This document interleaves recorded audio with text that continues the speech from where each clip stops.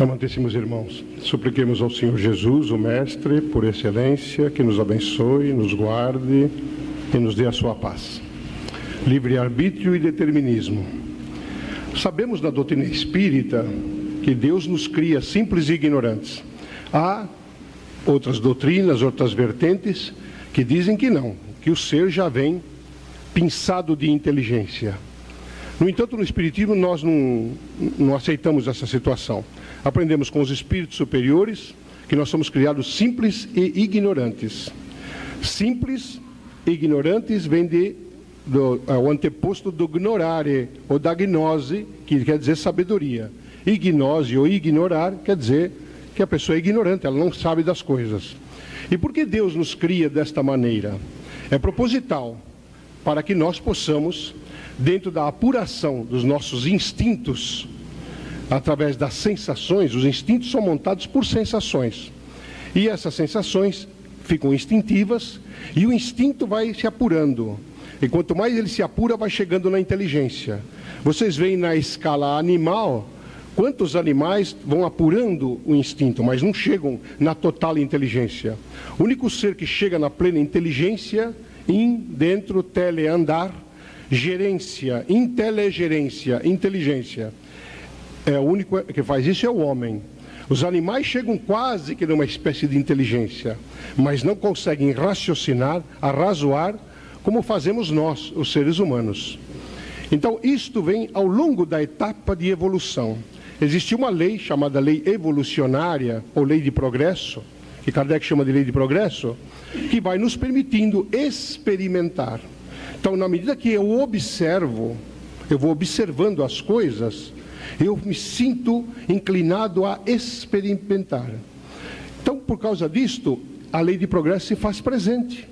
E porque esta lei vai se fazendo presente, a experiência, ela vai sendo fatal, errônea, equívoca, e vai entrando no acerto. Então, o Dr. Kaufmann Keller, o professor Kaufmann Keller, o ilustre pedagogo alemão, ele criou essa teoria do erro e acerto, acerto e erro. Foi ele que compôs, mas antes disso, quanta gente tentou errar no objetivo de acertar. E quando acertou, pacificou a situação. O que pode se fazer é um aperfeiçoamento do acerto. Mas o erro é que leva, o erro é que é mais importante. Porque o acerto é a etapa final, acertei e acabou, eu parto para outra situação. Então o erro é o equívoco que nos leva a toda uma questão de pacificação daquilo que estamos buscando. Os animais não têm isso, eles partem para o instinto. Eles são um pouco mais disciplinados, porque não tem muita meta na vida. Qual é a meta do animal? A meta do animal é comer para sobreviver, procriar na sexualidade e pronto, ele não trabalha. Quando ele não tem fome, ele não vai atrás da presa, ele não está pouco ligando para a presa. Quando não é o tempo em que a fêmea está no cio, ele está pouco ligando para a sexualidade, ele quer dormir, quer viver, deixa para lá. Mas quando lhe vem a fome, ou lhe vem o apetite sexual através do cio da fêmea, então ele instintiva, é uma força natural que ocorre nele, que ele não raciocina para ir atrás. E se alguém, ou algum oponente, se lhe colocar à frente, tentando obstacular-lhe o desejo, ele parte para a violência, porque é natural dele defender os próprios instintos. Para o homem, supõe-se que ele não age assim. Pelo menos é de se supor. Não é bem tudo isso para alguns, mas supõe-se. Que ele intelige, ele começa a usar a inteligência. Ele raciocina se pode ou não pode. Ele coteja, ele planeja e tudo mais. O animal, ele pode instintivar num plano de se aproximar cada vez mais da presa, para que ela não lhe escape. Mas o homem tem a estratégia adequada de dar o bote final. E quando ele dá nos seus objetivos, ele pode errar, mas a meta de erro é menorizada, segundo, naturalmente, a inteligência que ele adquire no aperfeiçoamento dela. Então, nós, criados por Deus, simples e ignorantes, propositadamente, temos nele, no Pai, certas leis. As leis da reencarnação, a lei de causa e efeito, a lei do livre-arbítrio. Para nós, existe uma lei de livre-arbítrio. Por quê? Porque nós inteligimos. A criança tem um livre-arbítrio perfeitamente que tem que ser administrado pelo pai ou pela mãe, pelo professor, pelo preceptor, pelo tutor, seja por quem for. Por quê? Porque ela é instintiva, muito mais do que intelige. Mas quanto mais ela for avançando na vida, e mais os pais, tutores, curadores, preceptores forem lhe dando condições de observação e inteligenciando, esta criança vai cada vez mais desenvolvendo essa razão para poder aí errar menos, sofrer menos ou fazer sofrer menos. Então o ser humano, ele é um ser destacado dos reinos como o reino hominal. Por isso que Kardec aborda os animais e o homem, não é? Quando ele fala da fauna e da flora, ele separa o homem. O homem é um ser inseparado. Todo mundo dizia que o homem é um animal racional. Força de expressão. O homem é um ser inteligencial, não é um animal nessa condição. Embora muitos tenham razão quando dizem que o homem pode ser animal porque ele é instintiva, muitas vezes. Quando a pessoa mata outra, ela pode ter ciência que não deve matar, mas se mata, não tem consciência, como os animais. O animal tem ciência que pode e deve matar a sua presa, porque ele quer satisfazer o próprio instinto dele. Ele não mata por prazer, não tem prazer algum de matar e jogar fora.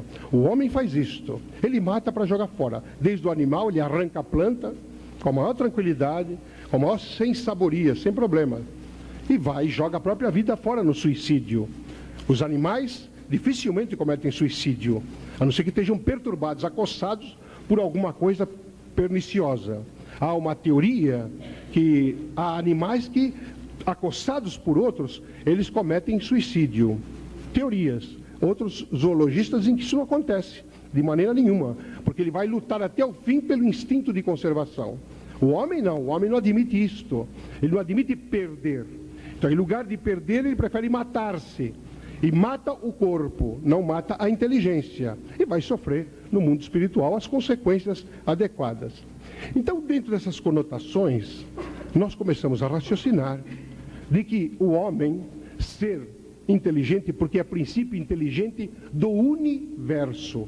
O verso do uni, é aí que nós estamos categorizados na condição de deidades.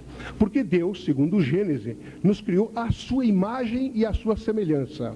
Os Espíritos dizem que nós somos o princípio inteligente do universo. O princípio de quem? De Deus. Do uni, que é Deus, a versão dele. Nós somos a versão de Deus. Porque Deus tem a subida inteligência, a plenipotência inteligencial. Nós não temos isto. Mas como criação, ou cocriação em ponto menor dele, infinitesimal, perto dele, claro que nós temos aí o fiapo da inteligência, que pode ir se aperfeiçoando. As pessoas perguntam, então quer dizer que um dia nós vamos ser iguais a Deus? Acho difícil, porque essa plenipotência para criar isto, nós somos, seja como seja, nós somos produto dele. Se a lei da evolução que ele criou vai chegar a isso, não sabemos. Não há informe seguro. Há espíritos que dizem que não chegaremos. Há espíritos que dizem que a escala é evolutiva. Até onde ela vai, só Deus sabe. Ninguém sabe. O próprio apóstolo Paulo, que foi o grande lidador aí da pregação crística, ele disse, olha, esta noite estive no 7º céu. Ele esteve na 7ª etapa vibratória da deidade, mas não chegou à deidade. Não chegou a Deus, de maneira nenhuma. Ele pode ter estado num patamar superior da vida espiritual, mas não chegou a Deus. Onde está Deus? Deus está aqui conosco, está em toda parte, embora Ele é a suprema inteligência do universo. Então nós analisamos que Deus nos deu duas coisas importantes. Ele nos deu a vida e nos deu a própria inteligência. Inteligência que foi sendo apurada através das sensações que levaram ao instinto e o instinto que levou à razão. E a razão nos leva à condição de agir ou não. Conforme a nossa ação, teremos uma reação natural. Então, dentro desses estudos avançados, nós percebemos que Deus não vai dar mais nada para nós do que já deu. Porque não teria cabimento Ele me dar mais alguma coisa. Porque Ele me deu a vida, então é dele, eu sou parte dele, então eu tenho vida. E me deu uma inteligência, um fiapo de inteligência que Ele tem, em alta elevação. E me deu um pouco. Dentro desse pouco, Ele criou em torno de mim certas leis, para que eu, conforme o avanço que eu vou tendo na regra evolucionária, eu possa entender tudo aquilo que eu experimento. Eu observo o meio ambiente, o ambiente de meio em que estou, e dentro da observação, eu decido se ajo daquela forma que estou observando ou não. E aí eu começo a experiência, para saber se vai dar certo ou não vai dar certo. é o livre-arbítrio. Então esse livre-arbítrio, esse livre-albedrío, esse free will que as pessoas têm, está íncito em nós, os seres humanos, que temos inteligência. Então, meu Deus, se eu malverso o meu livre-arbítrio, vamos dizer que eu avancei nas sensações, cheguei nos instintos e atingi a razão, a inteligência, eu consigo arrazoar. E nesse arrazoado, eu chego à conclusão de que devo agir desta ou daquela maneira. Vamos dizer que eu resolva ser um genocida, uma pessoa que quer matar muita gente. Então eu me tomo de uma metralhadora, de uma bomba, ou coisa, e jogo nos meus semelhantes e os mato. Eu tenho uma experiência problemática, porque matei muita gente. Eu posso ser frio o suficiente inteligente na ciência que tenho do que fiz e antes de fazer do que ia fazer, mas eu não tenho consciência, eu não fui pensado, porque eu não tive experiência.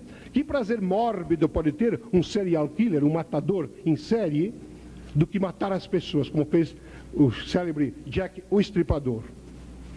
Por exemplo, e outros tantos que cometeram genocídio, até hoje muita gente comete. Que prazer mórbido da pessoa sentir que o outro está agonizando, que ele está exturgando, que ele está perturbado dentro da dor que eu lhe causei.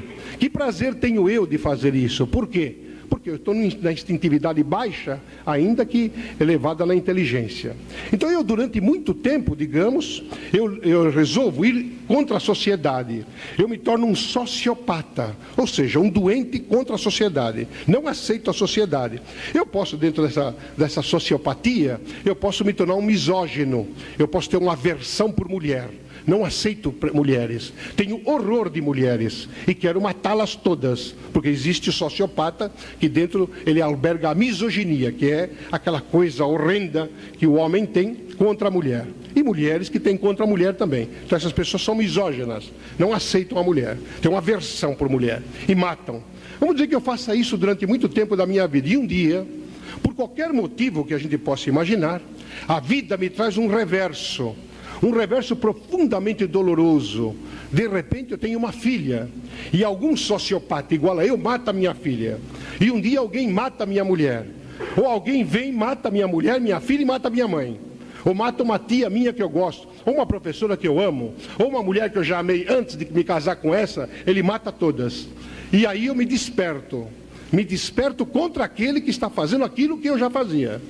Normalmente eu tive uma observação e tive uma outra forma de experiência. Experimentei a dor que as minhas vítimas sentiram. Seja aquela vítima direta que eu matei, seja a família dela, ou os apaniguados, os simpáticos dela, que sofreram com a morte dela que eu prodigalizei. Então, por causa disso, de repente me vem uma conscientização. Isso acontece mais ou menos nas proximidades da velhice que vai prenunciando a morte. Então eu tenho já um certo medo. Porque algum dia um padre me disse que eu certamente irei para o inferno, porque fiz o que fiz. Ou se algum espírita me diz que eu vou para o umbral. Ou algum hebraico, judaico me diz que eu vou para a Geena. Ou algum grego me diz que eu vou para o Hades, que é toda a forma do tal do inferno que as pessoas criam aí como lugar geográfico e tal. Então eu começo a ter problemas em relação a isso e fico com medo. O que me espera além túmulo? Se a vida termina no túmulo, ótimo, eu apago, durmo o sono eterno, apodreço e acabou. Mas está sendo provado cada dia mais que, claro que meu corpo vai passar por isto, mas o meu espírito não, minha inteligência não. Então eu devo ir para algum lugar. Que lugar irei? Para que lugar a vida vai me puxar? Como imã natural, pela própria lei de atração, que também é uma das leis criadas por Deus. Então eu sou atraído para o quê? Para quê? Para o tal do inferno, tendo em vista o tipo de vida que levei. Então na hora H da minha agonia, já que a velhice me atingiu e a morte já está dando voltas em torno de mim, o que eu faço? Eu começo a ter uma coisa chamada remorso. E o remorso é uma coisa profundamente dolorida, por isso se chama remorso. Ele me corrói todo o tempo da minha alma. Eu tenho taquicardia, eu tenho depressão, eu tenho vontade de me matar, mas não tenho coragem. Eu quero chorar, eu quero gritar de medo do que vem. Eu tenho medo da noite, a noite é uma coisa tremenda. Eu tenho pesadelos constantes, dificuldades. Perpassa na minha retina espiritual todas as minhas vítimas, estertores, a cara que fizeram, a expressão que fizeram na hora daquilo que eu pratiquei. Esse remorso me leva a uma questão chamada arrependimento. E eu tento me arrepender de alguma maneira, livre-arbítrio em ação. Eu tenho livre-arbítrio de me arrepender, porque tive livre-arbítrio para cometer as atrocidades que cometi. Então aí o que acontece?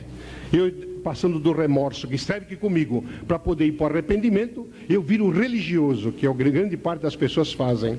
Eles querem se apegar com o pai, porque do pai são nascidos, ou somos nascidos. Então queremos buscar como? Como vamos buscar o pai? Através da religião. Como buscaríamos a saia da nossa mãe, na hora que estamos com medo, como criança? Mamãe, a gente chama, ou papai, ou titio, ou quem seja quem for, porque venha, porque eu estou em perigo emocional, e vem meu pai, minha mãe, o professor, o padre, seja lá quem for, o pastor, que vai me ajudar. Então eu busco a Deus como na mesma situação. E peço a Ele, que estou arrependido do que fiz, que eu tenho sofrido, estou arrancando os cabelos, lágrimas de sangue eu tenho chorado, tenho tido aflições, fobias e tudo mais, e não paro de pensar nisto. E aí eu peço a Deus, quantos fazem isso na terra? Quantos já fizeram? E se autossugestionaram, muitos deles, dizendo que foram perdoados, porque se arrependeram. Colocaram isso até na Bíblia, colocaram no Zendavesta, no Bhagavad Gita, nos Vedantas, aí nos Upanishads, no Mahabharata, no livro tibetano dos mortos, e todos os livros sagrados que vocês podem imaginar. Que o arrependimento, pronto, já resolveu. Porque o salário do pecado é a morte, dizem aí a outras pessoas do Velho Testamento. E aí a morte de quê?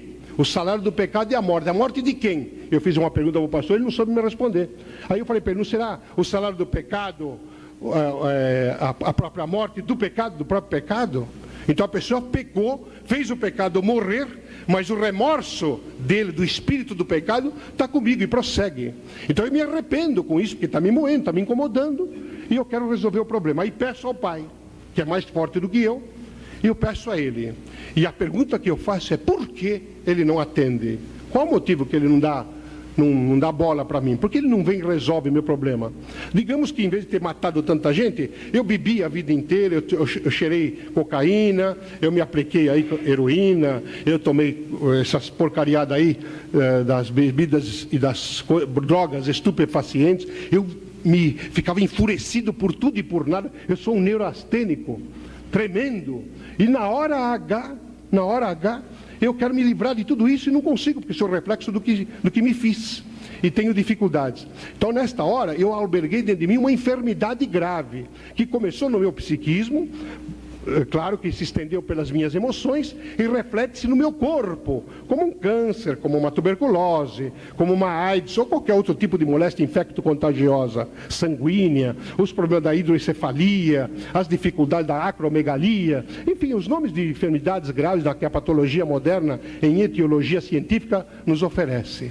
E sem tirar daí as loucuras próprias, as manias, as fobias, os pesadelos, as dificuldades mentais.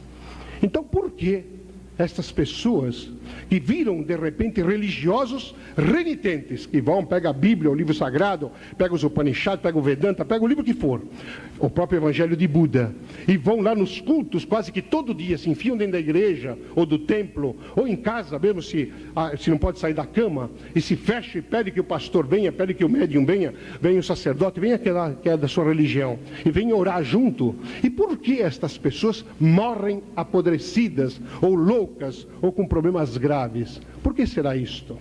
Então a resposta justa será: se Deus me criou simples e ignorante, me dando vida e inteligência a ser apurada, me deu um livre-arbítrio, me ofereceu dentro desse livre-arbítrio uma lei de causa e efeito, entre tantas leis como a da reencarnação, por que Ele teria que resolver meus problemas quando eu quis experimentar?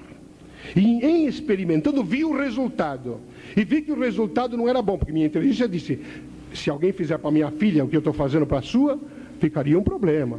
Se alguém fizesse para minha mulher o que eu estou fazendo para a sua, seria uma dificuldade, eu não aceitaria.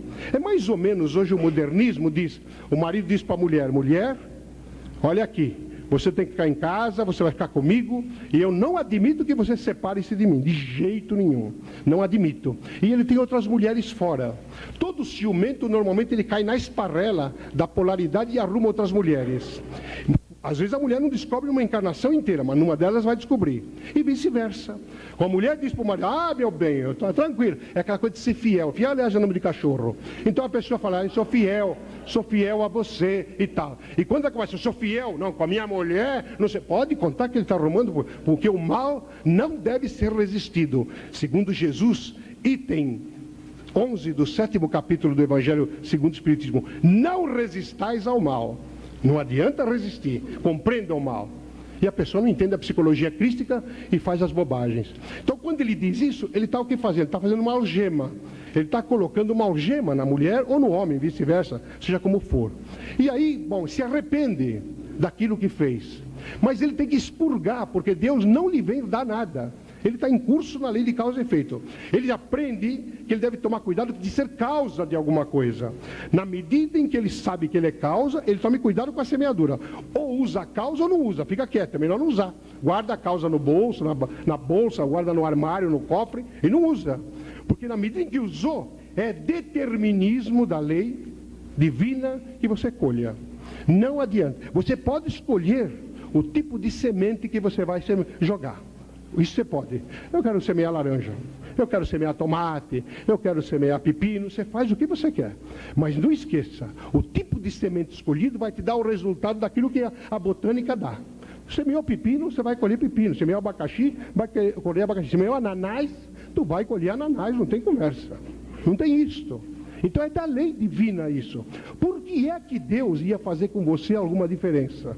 Qual o motivo? Porque se ele faz uma diferença com você, ele tem que fazer comigo, porque se ele deu uma chance para você, por que não para mim? Eu também sou filho dele. Qual a diferença? Porque ele teria privilégios, faria pessoas com privilégios, como essa coisa da virgindade de Maria, por exemplo, que todo mundo discute. Eu não quero discutir porque esse assunto do José. É o marido dela, eu não tenho nada a ver com isso. Mas enfim, as pessoas acreditam em coisas que, se é da lei divina, é bom. O sexo não pode ser uma coisa ruim, porque eu sou resultado do sexo e sou uma coisa mais ou menos boa. Que tal? Não é possível que Deus ia fazer uma coisa ruim. A minha mãe me fez tão perfeito que eu não tenho irmão, sou sozinho. Quando ela fez, eu já valia por 10. Ela sentiu na mediunidade materna, falou, eu não faço mais nenhum não, porque esse aí, meu Deus, ele já vai me dar trabalho por 10. Não quero. Então o sexo é uma coisa boa. O uso do sexo pode ser uma coisa ruim, mas é do livre-arbítrio. Livre-arbítrio para conseguir as doenças aí venéreas, as dificuldades ginecológicas das mulheres, as problemáticas sérias no campo do mento, no campo das emoções. Malversa a força, tu te arrebenta todo aí no caminho. Então nós temos uma análise que muita gente não gosta, mas temos uma análise profunda. Deus me deu vida, me deu inteligência e trouxe leis em volta para que eu possa me aproveitar delas. E possa errar para poder acertar livremente. Então, a minha evolução não está em Deus, está no meu livre-arbítrio. Porque a lei foi criada por ele. Ele me deu todo instrumento. Se eu vou usar, vocês me dão aí uma chave inglesa. Com a chave inglesa eu posso dar na vossa cabeça. Com a chave inglesa eu posso apertar o vosso dedo e quebrá-lo. Com a chave inglesa eu posso apertar a porca lá que está solta. Com a chave inglesa eu posso fazer muita coisa. Coisas boas e coisas ruins. Depende da minha inteligência. Dá para uma criança que não tem a inteligência que eu tenho, ele é capaz de te bater no pé.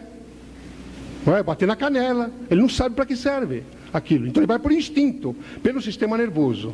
Então utilizarmos muito bem o nosso livre-arbítrio, porque todo livre-arbítrio utilizado gera o determinismo. Nós somos determinados, não tem jeito de fugir. Se eu abuso da bebida alcoólica, bebo todo dia vinho, tem gente que bebe vinho e cerveja. Havia um senhor aqui na Praça Romero, quando tinha onde está o Banco Real hoje, uma das portas era um bar, que aliás fazia uma pizza muito gostosa.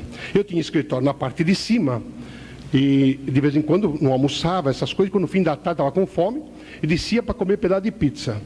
E às vezes de manhã a gente ia tomar um café lá e qualquer coisa. De manhã cedo tinha um senhor que ele era um mastodonte, era uma massa de homem, um talhanão daquele mesmo dobrado. Ele ia em torno de 11 horas. Ele trabalhava, levantava muito cedo, abria às 6 horas a oficina da serralheria dele, fazia, mexer com ferro não é fácil. E ele fazia umas portas muito bonitas, uma janela. E estava tudo com aquela roupa própria, tudo engraxada, suja daquela fuligem, né? Da serra e tal. Quando chegava às 11 horas, que era hora de almoço, 11h30, ele estava com fome, porque ele levantava às 4 horas da manhã. Então ele ia para a boca do balcão e ficava num canto. Ele tomava em média, porque eu não acreditava, se eu não tivesse visto, não acreditaria. Ele tomava num dia inteiro, das 11 mais ou menos até as 4, 5 horas da tarde, ele tomava 36 cervejas. 36 cervejas.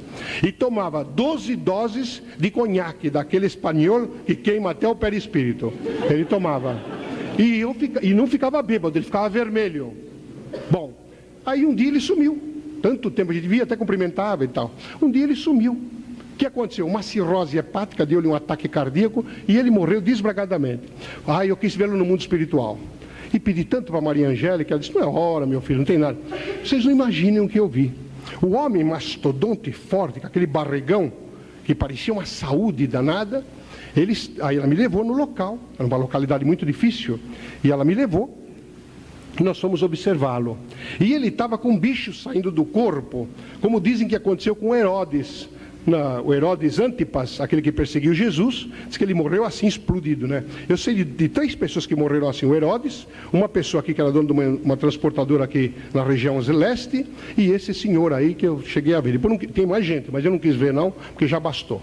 Então veja, ele em pouco tempo, agora sofre, isso já faz muito tempo, já faz uns 30 anos por aí, eu estava no começo da profissão, e ele, de advogado, ele já fazia isso há muito tempo.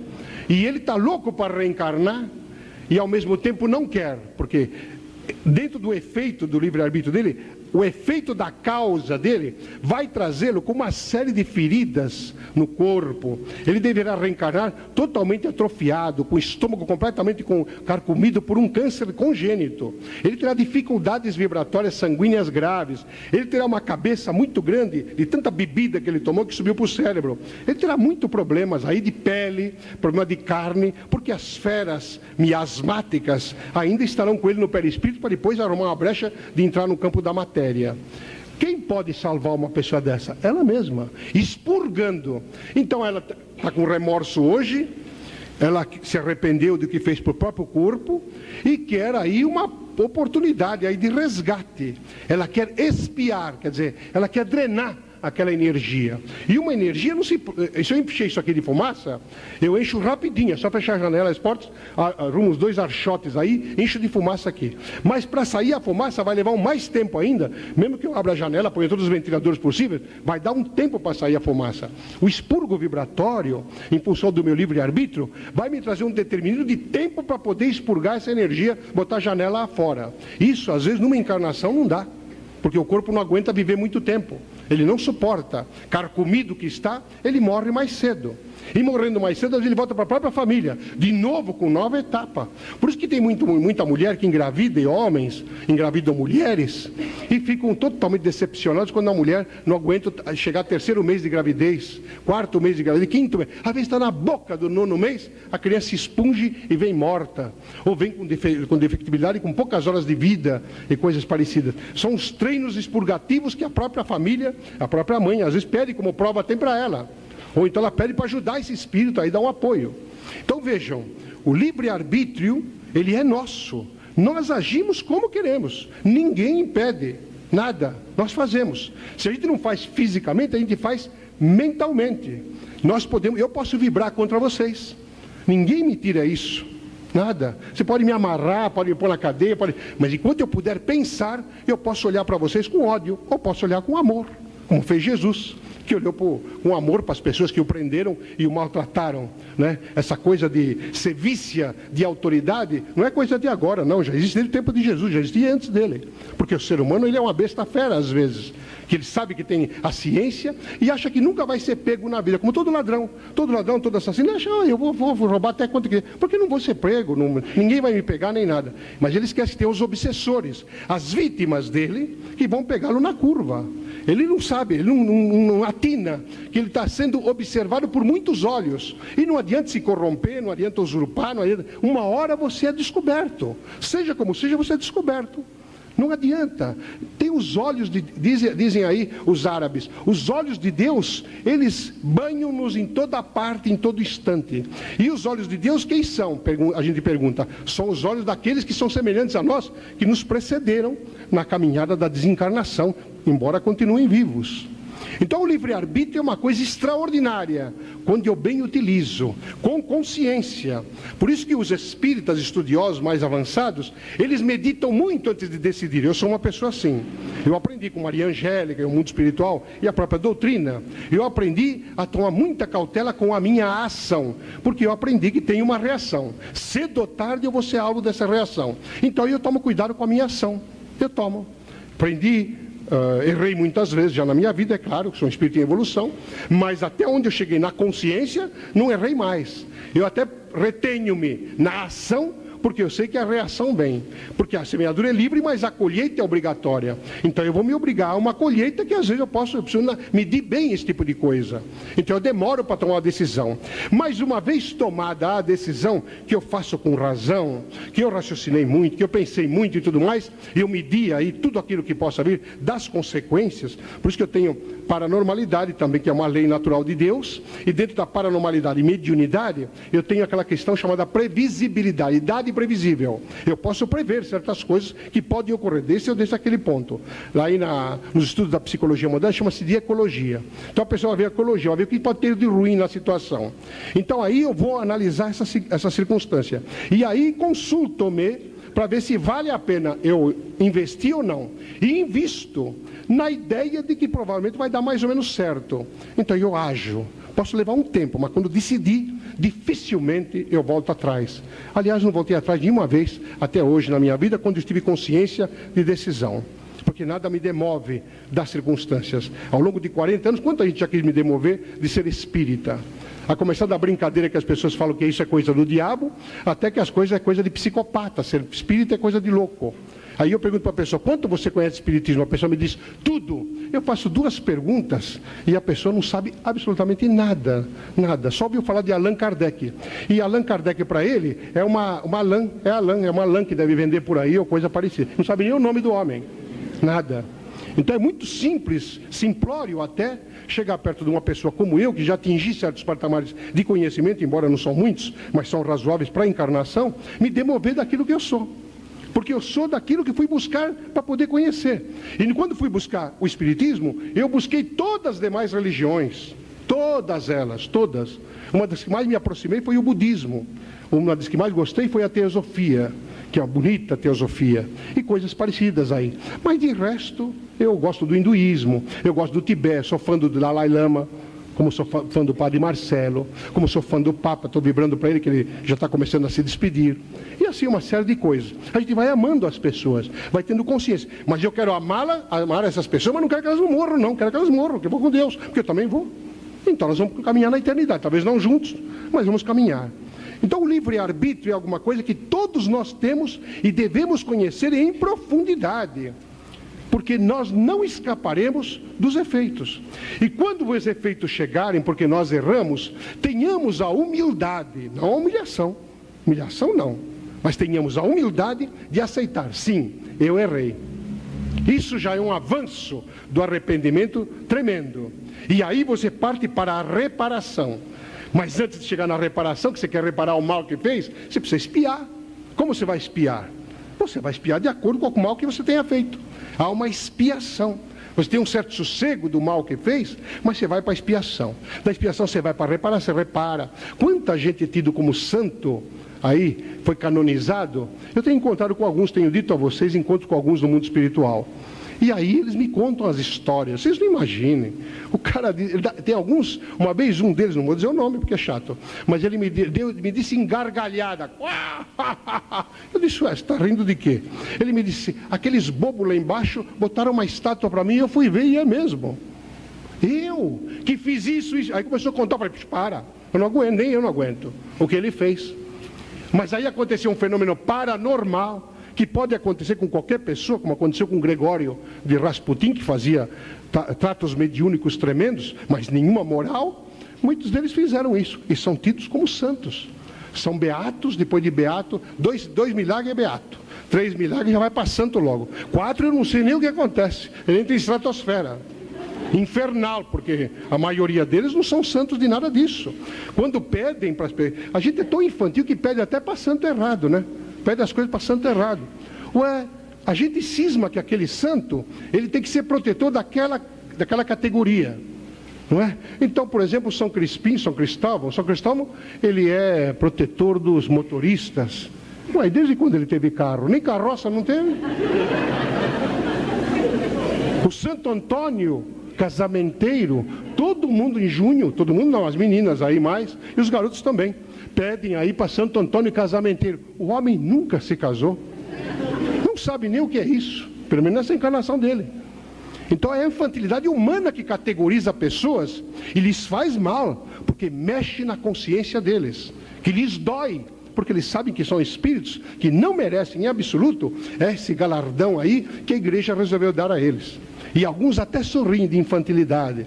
É como querer levar o Mahatma Gandhi à posição de santo, e esse mereceria, mas só porque ele é hinduísta, ele não vai para santo, ele vai para o inferno, porque ele não é daquela religião, ele vai para o inferno. Essa é a questão que nós fazemos da infantilidade que temos.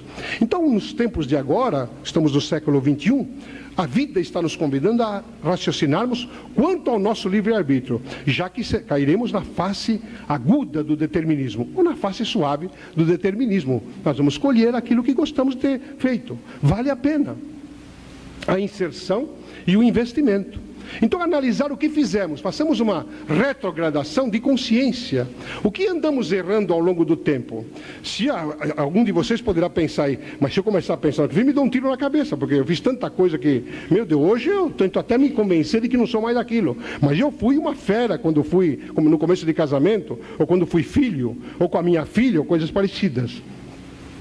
Você pode pensar assim, mas será um equívoco, porque nada mais belo do que você se conscientizar do mal, e você não resistir ao mal, entendê-lo para não repeti-lo, não aplicá-lo. Isso que é a beleza da vida em Deus. Então, esta questão de livre-arbítrio está em nós. Cautela com o uso. Nós temos que começar a analisar como estamos usando o nosso livre-arbítrio. Estamos impondo alguma coisa a alguém? Estamos impondo? De que maneira estamos impondo? Ou estamos propondo? Estamos propondo uma coisa boa? Não fica aquela música do Roberto Carlos, e eu te proponho, e o que ele propõe é amada amante. Não é? É muito bonita a música, eu também sou fã dele e tudo mais, mas veja, ele não fala eu te imponho, ele fala que eu te proponho. E propõe as coisas. Eu posso propor a vocês agora analisar comigo, mas vocês não são obrigados a pensar. Mas nada como meditar a respeito de um assunto que temos que falar nas tertúlias. E uma delas hoje, que Maria Angélica propôs, é esta: o livre-arbítrio. Se vocês querem saber alguma coisa a mais, leiam as 7 questões propostas por Kardec na obra basilar. Depois ele fala em outros pontos da obra. Mas na obra basilar do Espiritismo, ele fala nas questões 843 a 850 do Livro dos Espíritos. Ele trata da lei do livre-arbítrio, do livre-arbítrio. Esse livre-arbítrio que nós temos de liberdade. E na medida que agimos, não queremos jogar para outro essa questão, jogar para Deus. Ele pode, a pergunta foi, ele pode interceder? Claro que ele pode, ele é Deus. Deus pode tudo, mas não convém, porque para mim ele vai se contradizer. E quem se contradiz é homem. Ser humano se contradiz, que é fraco ainda, que está em evolução. Mas se a deidade que eu imagino, a suprema inteligência do universo, ora, não é possível que ele vai atender meus caprichos, de jeito nenhum. Então nós temos que aprender a utilizarmos-nos perante a vida, porque o viver está aí, a beleza da vida está aí. Não que Deus nos resolva o problema, nem os bons espíritos venham resolver. Nunca Maria Angélica disse, o Senhor vai fazer tal coisa, de jeito nenhum. Quando eu vou fazer alguma coisa que ela percebe que eu não percebi, ela me diz, não era bom rever o seu ponto de vista, meu filho? E sai de perto, não fala nada. Ela é capaz de falar de algum de vocês para mim, mas para mim ela não fala nada. Quando o meu câncer veio, ela não disse, meu filho, terás câncer. Não disse. Ela me disse, este ano, o ano passado, entre as provas que tu sofreste ao longo desta jornada e que acompanhei em lágrimas, 2 virão muito potentes. Te prepara, meu filho, na oração. Não demorou, 2 provas graves vieram, entre elas o câncer, como já contei aqui. Então ela não me disse, vem, vai fazer, não. E quando chegou o câncer, que eu soube, já com diagnóstico pronto, eu perguntei com a calma possível. Eu disse, e agora o que faço? E ela se aproximou na hora e me disse, agora trabalharás, vais trabalhar. Eu disse, irmão, mas eu já trabalho a vida inteira. Trabalharás mais. Deverás utilizar o teu livre-arbítrio mais e melhor.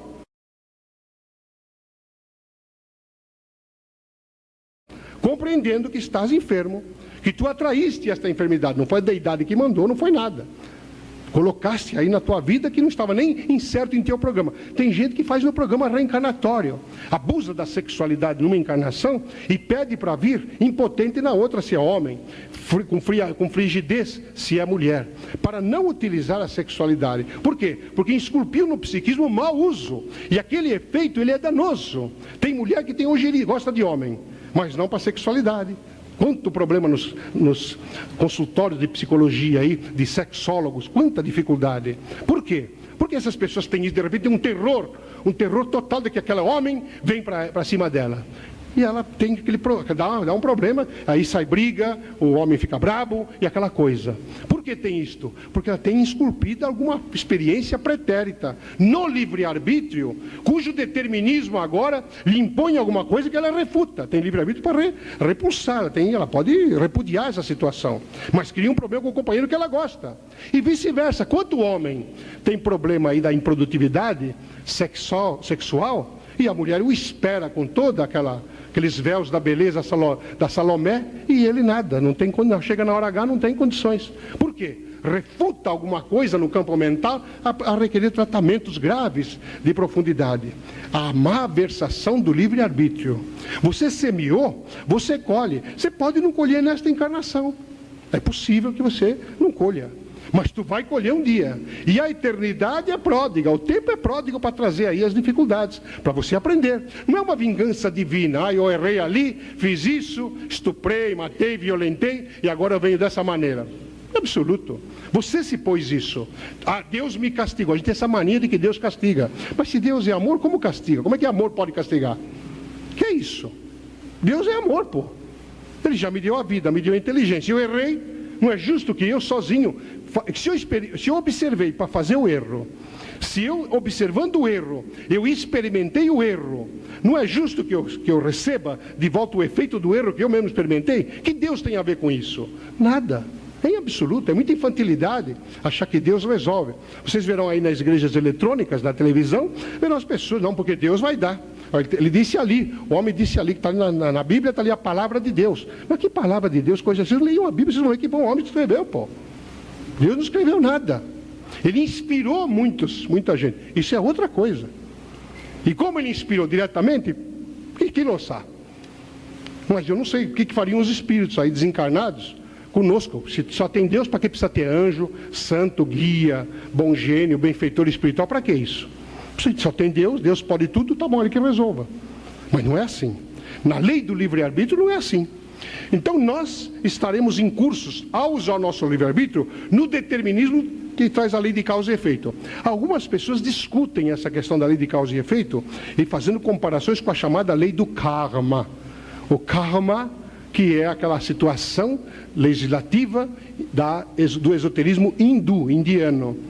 E o karma, para alguns hindus, não é todos, o karma é uma coisa irrefreável, não tem mudança, não adianta. Você está com câncer? Você pode ir no oncologista, você pode tomar radioterapia, químio, você pode tomar remédio, pode fazer cirurgia, você vai morrer de câncer de qualquer jeito. Para muitos hinduístas o karma é isso. Karma quer dizer fogo purificador, é uma condição de giro vibratório que você vai expurgar daquele jeito, é fogo, ele queima. Mas é um desarrazoado frente à lei do livre-arbítrio, da minha inteligência. Ora, se eu tenho uma doença grave, é justo que eu use a minha inteligência, ou dos meus pares, junto com meus pares, as pessoas, os médicos, as pessoas ligadas aí na especialidade, e possamos nós usar a inteligência para poder modificar aquele efeito. É o livre-arbítrio, eu tenho o livre-arbítrio para mudar o determinismo. Mas não é todo o determinismo que nós temos plenipotência para mexer. Agora é de noite.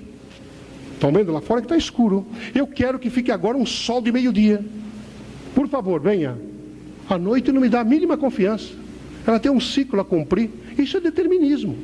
Eu não, com certas coisas da natureza, eu não mando nada. Eu posso querer agora, se eu quiser ver dia, rapidinho, eu vou para a Noruega ver o sol da meia-noite, né, a aurora boreal, ou eu vou para a Ásia. Lá agora é de dia. Está começando amanhã lá.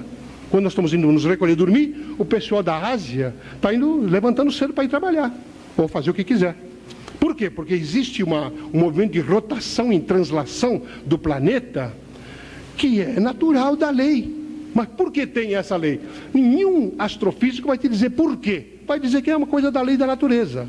E quem é que governa a lei da natureza? Uma inteligência suprema, que nós chamamos de Deus. Ou chamamos de Jeová, de Javé, suprema inteligência do universo, o nome que vocês quiserem dar.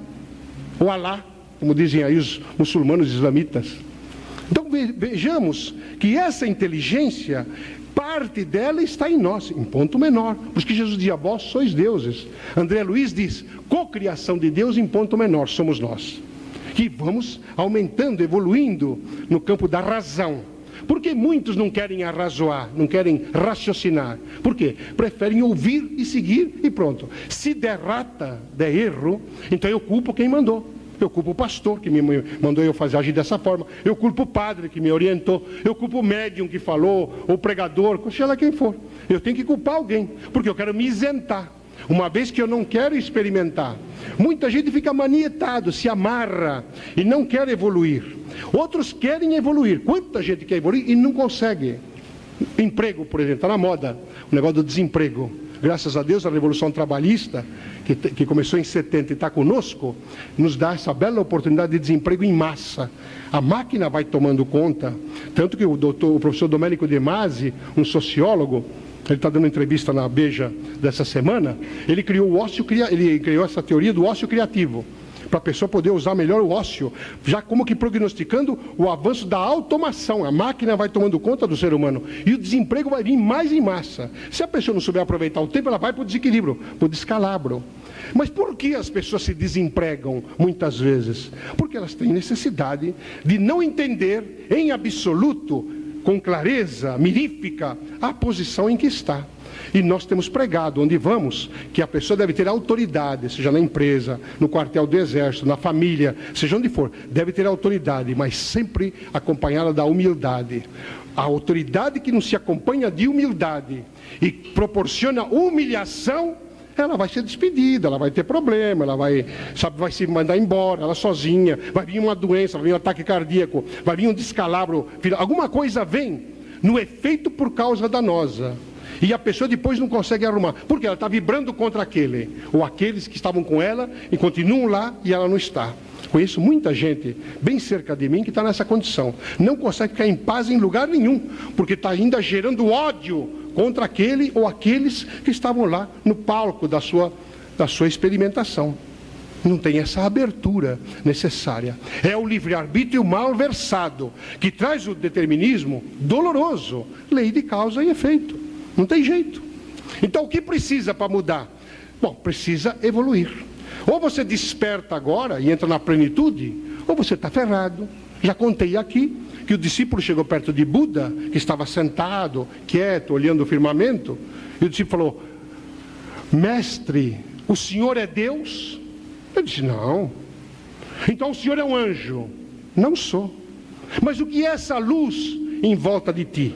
Ele disse: é porque eu estou planificado. Ele se planificou do conhecimento, ele sabia até onde podia ir, e criou o caminho óctuplo, os 8 caminhos.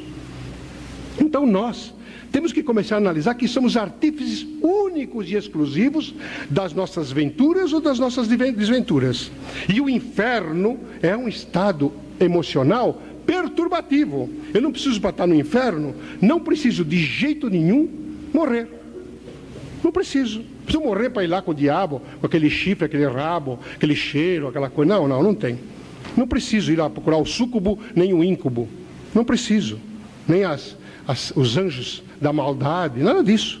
Eu posso estar no inferno emocional aqui, como posso estar no céu, num ambiente de delícias, desde que eu aprenda a viver, desde que eu entenda a vida que me foi dada na sua plenitude de vida, vivência, aquela chama que nos leva.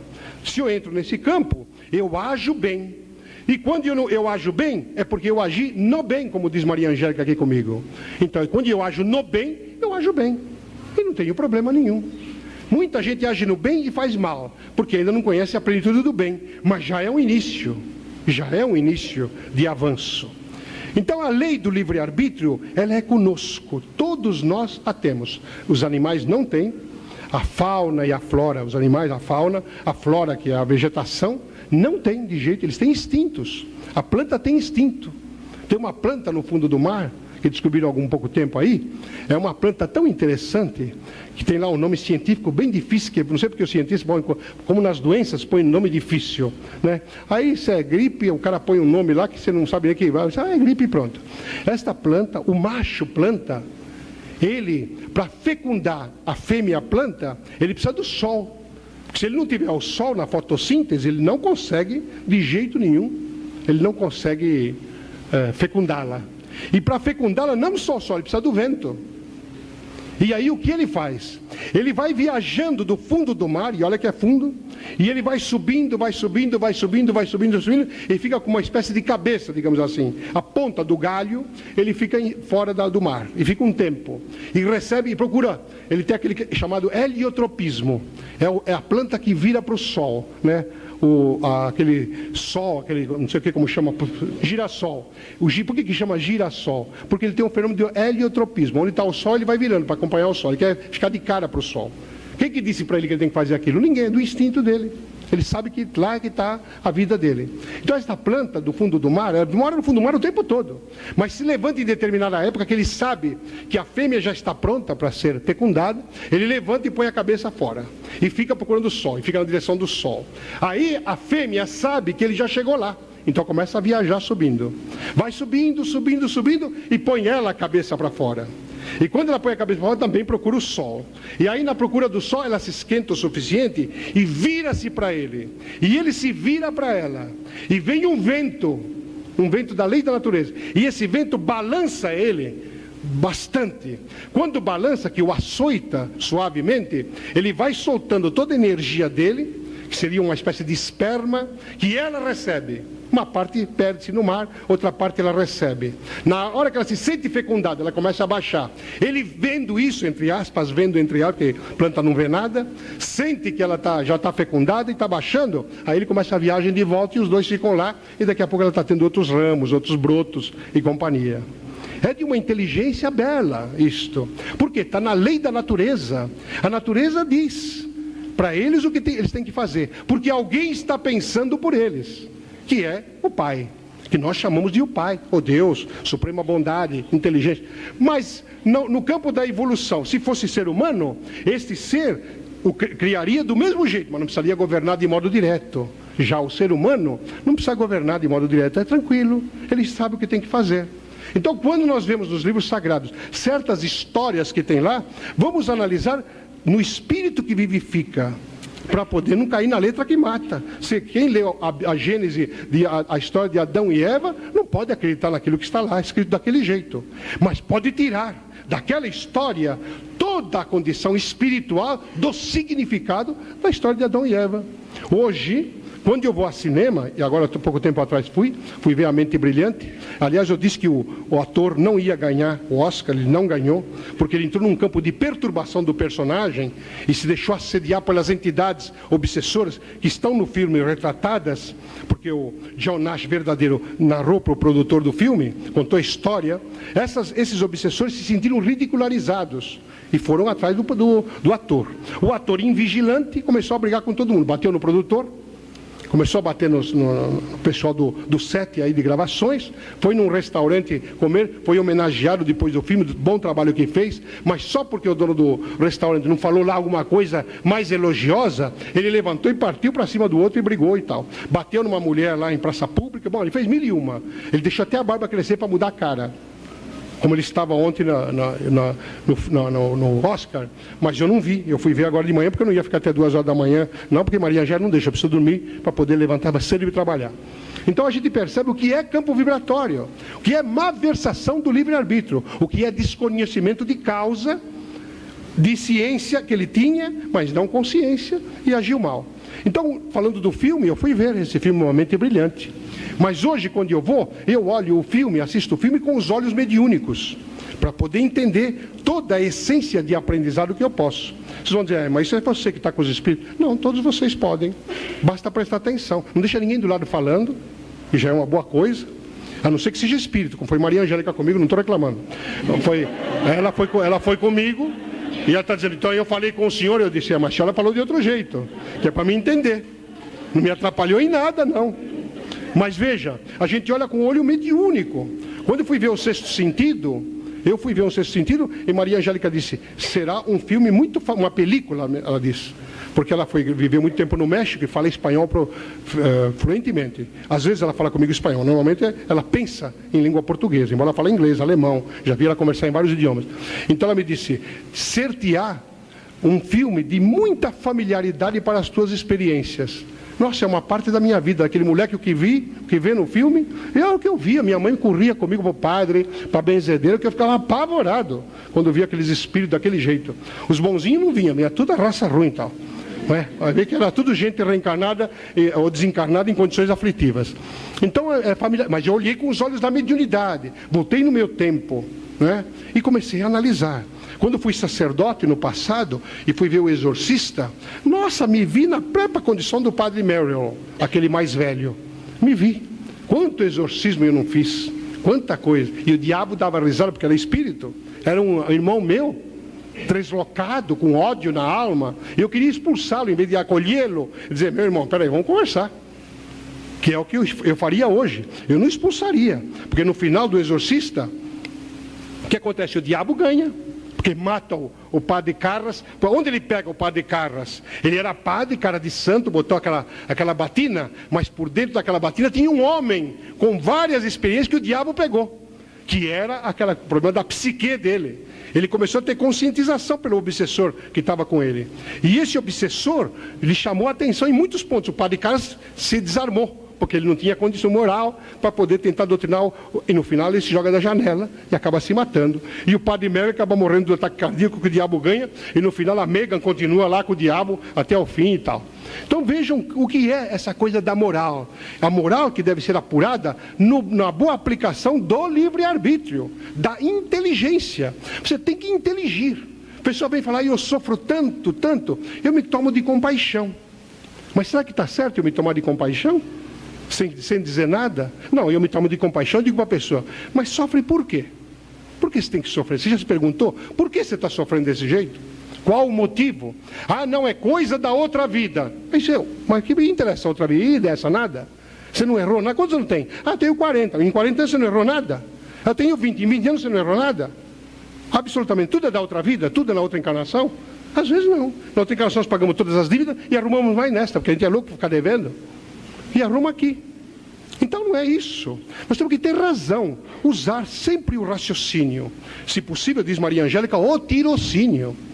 Tem que ter uma análise profunda das coisas. Estou sofrendo. Por que estou sofrendo? Qual o motivo? Dei causa a esse sofrimento? Se dei, como dei?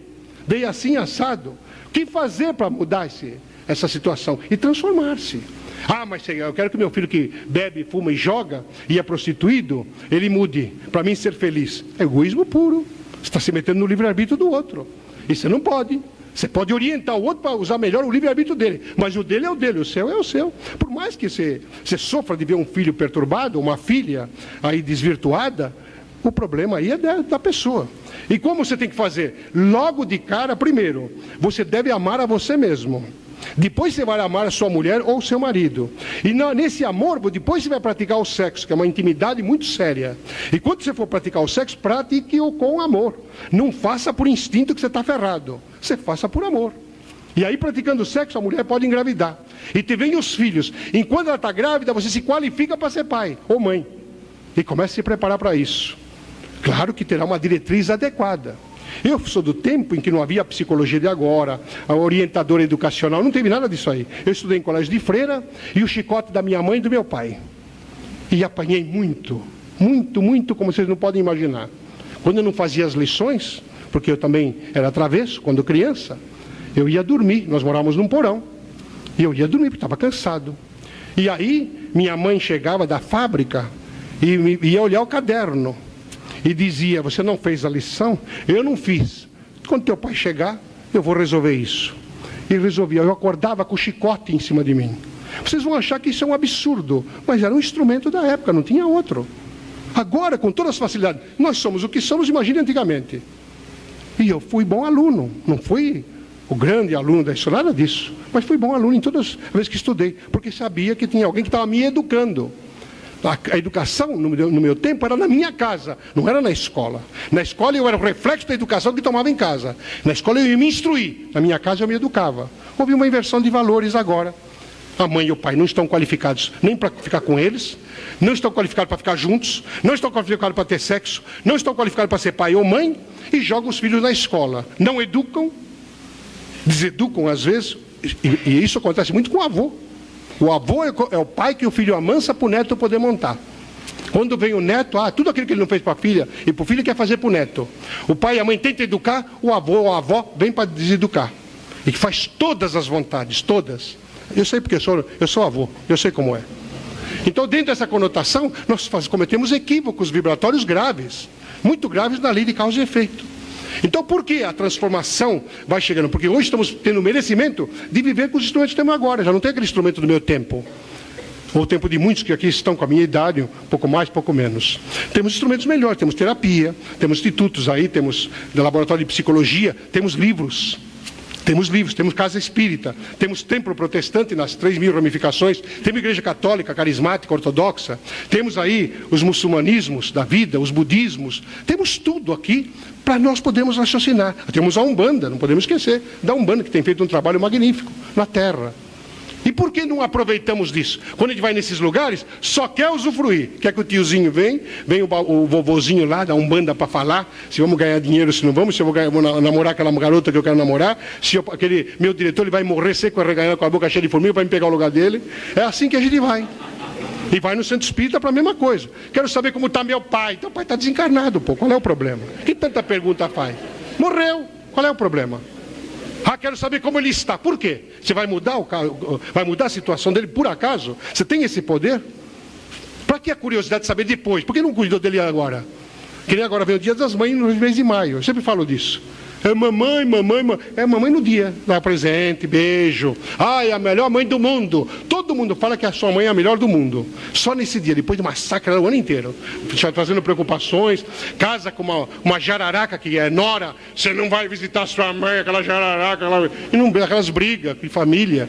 E no dia da mãe, aquela falsidade de 99% com rara percentagem de sinceridade. Despreparo. Má versação do livre-arbítrio. E minha mãe, do alto da sua sabedoria de vida, não de escola, ela me dizia: filho és, pai serás. Sempre ela me disse isso. E eu guardei no tempo e no espaço. Por isso que eu sou um pai razoável hoje. Porque ela sempre me advertiu que eu seria. Filho és, te comporta como filho, porque pai serás. E de acordo com o comportamento de filho, você vai refletir nos teus filhos. E refletir. Meus filhos têm a liberdade que têm, mas não tem libertinagem, pelo menos perto de mim não tem, porque eu não admito. Então essa situação é de nós nos espelharmos perante nós próprios. Fica aqui então já no final a proposta, para que vocês possam pensar a respeito dessa magna lei do livre-arbítrio que a sua inteligência, a inteligência de vocês tem. E a vida que tem, cuidem da vossa vida, invistam em vocês. Não querem investir só para o marido, para o filho, para a nora, para o cachorro, para o gato. Aí eu vou fazer a caridade. E não quer fazer consigo mesmo. Não, eu estou aqui para sofrer. Eu vim nesse mundo para sofrer. Sofrer por quê? Qual motivo? Sofre porque quer, porque não tem motivo nenhum. Aí eu vou na casa de caridade, vou dar comida para os pobres, vou ajudar, vou lavar, vou fazer. E a casa está toda suja, a roupa por lá para arrumar. Quanta gente faz isso? O marido reclama. A mulher nunca está em casa, está no centro espírita. Ele abomina centro espírita. Eu também abominaria. É claro. Escuta, primeiro eu. Quem paga as contas aqui sou eu. Quero a comida, quero a roupa. No mínimo isso. Não é? Mas não, é uma inversão de valores do livre-arbítrio. Uma falsa expressão santificante. Que nós temos que mudar. E uma vez que não nos queiram por algum motivo, aceitemos com tranquilidade. Não me querem, eu vou embora. Passo a mão na mala e me vou. Tem alguém lá fora que me quer, porque Jesus me ensinou isso, a servir quem quer ser servido. Quem não quer, ou já foi servido muito e agora não precisa mais, me vou, sem maiores problemas. Lei do livre-arbítrio está casado com a lei de causa e efeito, e ambas, elas são tão eternas, que nós temos a lei da reencarnação para nos provar exatamente isso, todo o tempo. A reforma íntima começa na consciência. Onde estão escritas as leis de Deus? Perguntou Kardec. Resposta, na consciência. Você conscientiza no dia de hoje, não se cientifica, porque isso já está, nós estamos falando aqui. A conscientização é uma coisa íntima, lá, na razão. Veja a tua conduta como é. Você pode encontrar dificuldade de mudança, mas saiba que, apurando o teu livre-arbítrio inteligencialmente, você pode se transformar. Não precisa ser do dia para a noite, essa coisa de repente eu era da gandaia, agora eu pego o evangelho e saio por aí. Não precisa isso. Pode ir devagar, vai devagar com as coisas, vai devagar, porque Deus, que podia ter feito o mundo num sopro, levou, diz que 7 dias para fazer, 6. No 7º ele descansou. Tal. Devia ser Deus brasileiro, porque é o que eu conheço, não era não. Era universal. Então não descansou coisa nenhuma. Aliás, está trabalhando até hoje. Então, em função disso, saiba-se dar valor. Desse valor, que é isso que é a nossa proposta na noite de hoje, através do bom entendimento do teu livre-arbítrio, para criar determinismos altamente confortáveis, sob o modelo que nós temos, guia e modelo da humanidade, guia nosso, modelo nosso, Jesus, o Cristo Jesus, que nos abençoe, nos guarde e nos dê a sua paz.